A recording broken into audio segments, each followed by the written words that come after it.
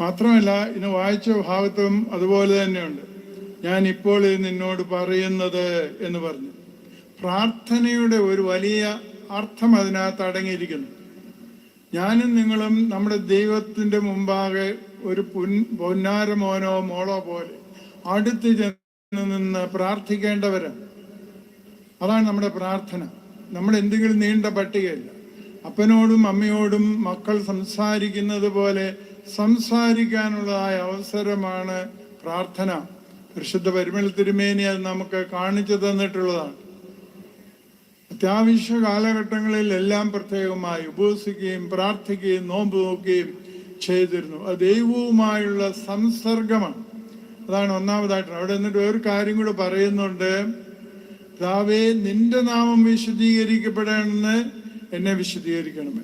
നമ്മുടെ പ്രാർത്ഥനയുടെ അർത്ഥം അതായിരിക്കണം. നമ്മുടെ പ്രാർത്ഥന ദൈവനാമ വിശുദ്ധീകരണത്തിനായിരിക്കണം. അതുവഴി നമ്മുടെയും വിശുദ്ധീകരണമാണെന്നുള്ള കാര്യം ഒന്നാമതായി നമ്മുടെ